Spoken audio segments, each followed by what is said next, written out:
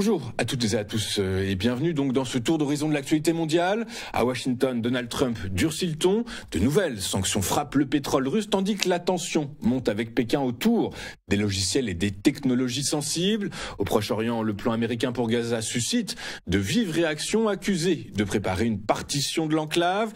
Sur le plan économique, les prix automobiles américains vacillent, révélant un malaise croissant au cœur de la consommation.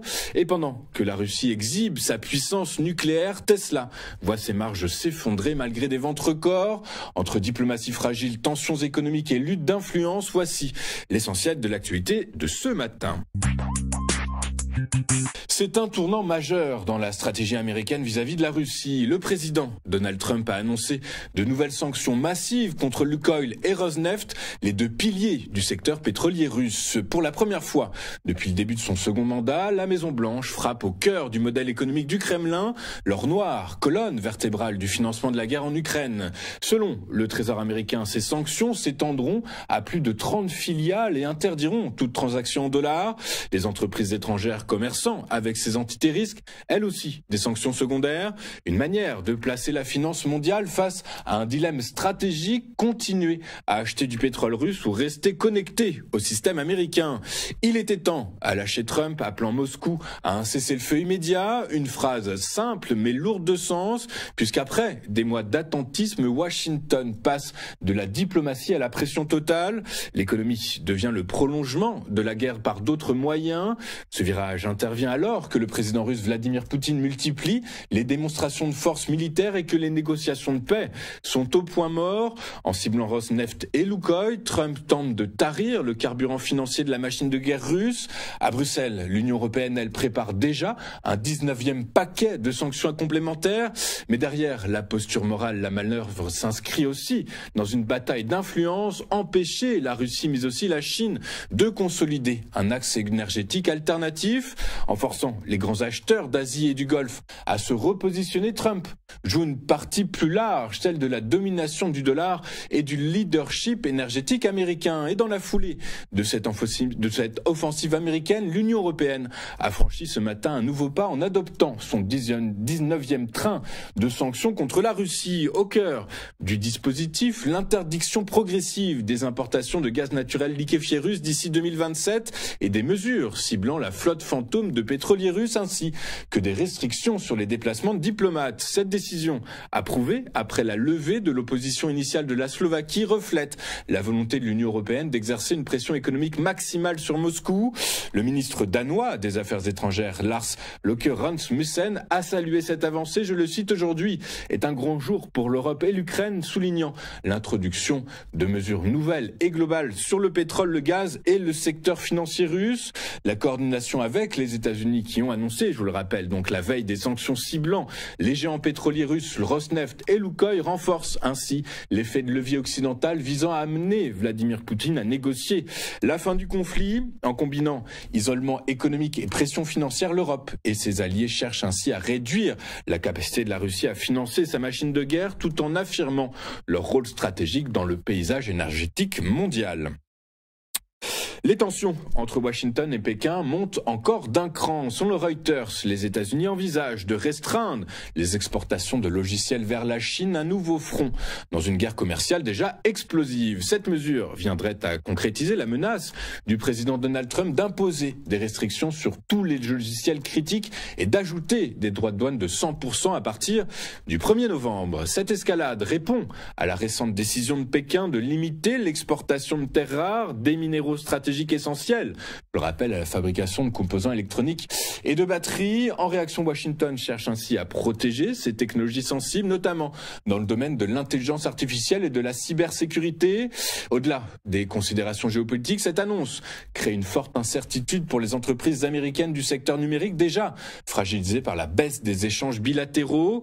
Les géants du logiciel, de Microsoft à Oracle, pourraient voir leurs revenus en Chine s'effondrer si la mesure entrait en vigueur. Donald Trump, qui qui assume désormais pleinement la guerre commerciale avec la Chine, tente néanmoins de maintenir un canal diplomatique ouvert. Il a déclaré mardi soir espérer un bon accord avec le président Xi Jinping tout en laissant planer le doute sur la tenue de leur prochaine rencontre. En parallèle, la Maison-Blanche resserre ses alliances économiques, notamment avec l'Australie, pour sécuriser son approvisionnement en minerais critiques. Une manière de préparer une économie américaine plus autonome, mais aussi plus isolée. Vladimir Poutine a dirigé hier par visioconférence depuis le Kremlin un exercice d'envergure des forces nucléaires stratégiques russes impliquant les 3 piliers de la triade nucléaire, terrestre, maritime et aérien. Un missile balistique intercontinental Yars a été lancé depuis la base de Ploiești, un Stineva depuis un sous-marin en mer de Barents et des bombardiers Tu-95 MS ont tiré des missiles de croisière à longue portée. Le Kremlin affirme que tous les objectifs ont été atteints et que l'exercice visait à tester les procédures de commandement en cas d'emploi d'armes nucléaires. Mais derrière l'aspect purement militaire, le signal est éminemment politique. Ces manœuvres interviennent à peine quelques heures après les exercices nucléaires de l'OTAN menés au-dessus de la mer du Nord avec 14 pays alliés. Pour Moscou, c'est une réponse directe aux démonstrations occidentales et une manière de rappeler que la Russie reste une puissance nucléaire incontournable malgré l'usure du conflit en Ukraine. La portée géopolitique de ce geste ne fait aucun doute. Alors que le sommet entre Poutine et Donald Trump à Budapest vient d'être suspendu, le Kremlin cherche à montrer qu'il conserve l'initiative stratégique. C'est une communication par la dissuasion, analyse un diplomate européen. Moscou veut signifier à Washington et à l'OTAN qu'elle ne négociera pas en position de faiblesse. Pour les observateurs internationaux, ces exercices traduisent le retour d'une logique de confrontation de bloc contre bloc, rappelant les réflexes de la guerre froide. Dans un contexte d'instabilité globale, de l'Ukraine à la mer Noire jusqu'à l'Arctique, chaque tir de missiles russes sonne désormais comme un message clair. Moscou entend réaffirmer sa place au centre du rapport de force mondial. Les États-Unis et Israël envisagent une refonte radicale de la bande de Gaza, une enclave divisée en zones distinctes dont seule la partie placée sous contrôle israélien bénéficierait de la reconstruction. Présentée en Israël par le vice-président américain J.D. Vance et Jared Kushner, gendre, je vous le rappelle, et émissaire du président Donald Trump, ce plan marque une inflexion stratégique majeure dans la gestion du conflit israélo-palestinien. L'idée, selon Vance, serait, je le cite, de sécuriser progressivement Gaza en distinguant une zone sûre contrôlée par Tsahal d'une zone dangereuse toujours tenue par le Hamas. La reconstruction serait limitée à la première, transformée en vitrine d'un nouveau Gaza post-Hamas. En clair, pas de désarmement, pas de financement. Ce projet, discuté lors des négociations du cessez-le-feu du 10 octobre dernier, redessine déjà la carte globale. Israël contrôle environ 53% du territoire, une bande entourant les frontières. La zone israélienne est censée se rétrécir à mesure que le Hamas recule, mais plusieurs analystes y voient plutôt une consolidation de la présence militaire israélienne à long terme. Les capitales arabes, elles, allant du Caire à Oman, dénoncent, elles, une logique de partition. Une telle approche, estime-t-elle, reviendrait à institutionnaliser une occupation partielle de Gaza et à entériner la fin du projet d'un État palestinien viable. Aucun pays arabe ne semble prêt à envoyer des troupes pour sécuriser une enclave ainsi divisée. À Washington, le plan Kushner-Vance révèle la vision trumpiste du Proche-Orient, stabilité par la force, reconstruction conditionnelle et marginalisation de l'autorité palestinienne pourtant soutenue par les Européens. Ce plan est une stratégie de gel politique, avertissent les observateurs. Il vise moins à reconstruire Gaza qu'à redéfinir durablement l'équilibre régional autour d'un Hamas affaibli et d'un Israël maître du terrain. Sous la surface d'une économie américaine toujours affichée comme résiliente, un signal d'alarme majeur retentit. Les défauts sur les prêts automobiles explosent. Selon Fitch Ratings, 6,43% des emprunteurs à risque accusent désormais plus de 60 jours de retard de paiement, ce qui est le double de 2021, un niveau supérieur à ceux observés lors de la crise financière de 2008 ou bien encore de la pandémie. Or, les économistes le rappellent, le prêt automobile est le dernier que les ménages américains cessent de payer. Perdre sa voiture, c'est perdre son emploi, sa mobilité et parfois même son logement. Que ces défauts montent en flèche et donc plus plus qu'un simple incident de crédit, c'est un thermomètre social qui s'affole. Les causes sont connues, explosion du coût des véhicules, taux d'intérêt au plus haut depuis 20 ans, inflation persistante et salaires réels qui peinent à suivre. Près d'un prêt automobile sur 2 dépasse aujourd'hui 500 $ par mois et plus de 17% dépassent 1000 $. Or, pour les ménages les plus modestes, la marge de manœuvre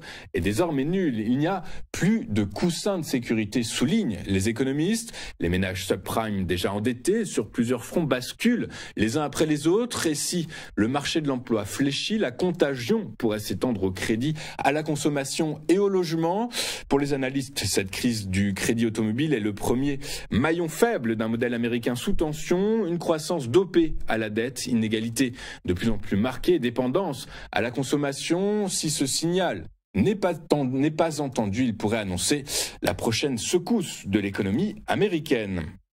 Enfin, le vent tourne pour Tesla. Après des années d'expansion fulgurante, le constructeur californien subit un net repli de sa rentabilité malgré des ventes et un chiffre d'affaires record. Au T3 2025, le bénéfice net a chuté de 37% à 1,4 milliard $, pénalisé par la flambée des coûts de recherche en intelligence artificielle et par la détérioration marquée des marges du constructeur. Cette contraction n'est pas un accident, mais le résultat d'un changement stratégique. Pour contenir la concurrence féroce des constructeurs chinois et européens, Tesla a déclenché une guerre des prix qui a lourdement entamé ses marges unitaires. La marge brute automobile, autrefois supérieure à 25%, se situe désormais autour de 16%, son niveau le plus bas depuis 5 ans. À cela s'ajoute la fin du crédit d'impôt fédéral américain de 7 500 $ qui dopait les ventes et la chute de 44% des revenus issus des crédits carbone, longtemps amortisseurs de ces coûts. Dans le même temps, Elon Musk poursuit son virage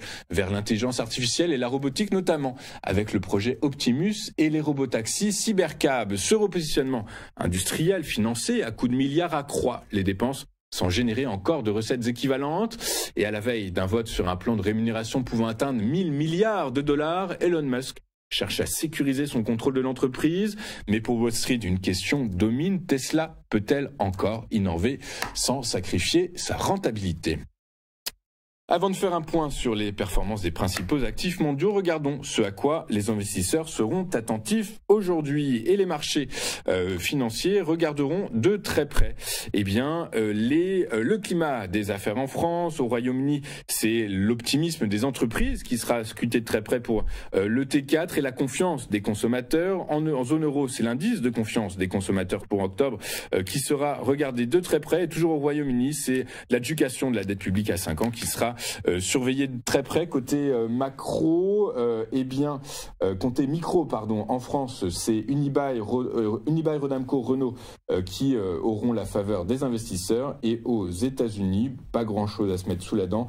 Plutôt plus T-Mobile et Intel. Enfin, si Intel Corporation publiera ses comptes tout à l'heure, c'est à regarder de très près. Concernant ce qu'il s'est passé hier, en Europe, les principales places financières ont terminé en ordre dispersé, tiraillé entre prise de bénéfices et tensions ravivées entre Washington et Pékin. À Paris, le CAC 40 a perdu 0,63%. À Francfort, le DAX a cédé 0,71%, tandis qu'à Londres, Londres tirait son épingle du jeu puisque le FTSE a pris 0,93%. Aux États-Unis, les valeurs tech ont souffert hier, frappées par les craintes d'un nouvel affrontement commercial entre la Chine et les États-Unis. L'annonce possible de restrictions sur les logiciels américains destinés à la Chine a pesé sur le Nasdaq qui a finalement clôturé en baisse d'environ 0,9%. Le Dow Jones et le S&P 500 ont également reculé, ce dernier perdant 0,5% après des records atteints la veille. Mais malgré ces tensions, la saison des résultats reste globalement solide puisque parmi les 78 entreprises du S&P 500 qui ont publié leurs comptes depuis 87% ont dépassé les attentes des analystes. Les contrats à terme sur le pétrole brut ont repris du terrain hier, portés par l'espoir d'un accord commercial entre Washington et Pékin. C'était avant les annonces de Donald Trump et par la perspective que l'Inde réduise ses achats de brut russe. Les raffineurs publics indiens examinent en effet leurs approvisionnements pour éviter tout pétrole provenant directement, vous l'avez compris maintenant, de Rosneft et de Lukoil, visés par les nouvelles sanctions américaines imposées hier soir par Donald Trump à la Russie. Par ailleurs, une baisse surprise des stocks américains a également soutenu les prix hier, signe que la demande reste solide malgré l'incertitude l'incertitude géopolitique et la pression sur Moscou. Dans ce contexte, eh bien, le prix du baril de Brent de la mer du Nord pour livraison décembre a gagné 2,07% à 62,59 $ l'unité. Son équivalent américain, le baril de WTI pour livraison le même mois, dont c'était le premier jour d'utilisation comme contrat de référence hier, a gagné 2,22% à 58,50 $ l'unité. Nous allons marquer une toute première pause dans cette édition du 23 octobre et juste après, nous retrouverons le chronocag d'Éric Seban. À tout de suite sur TF1.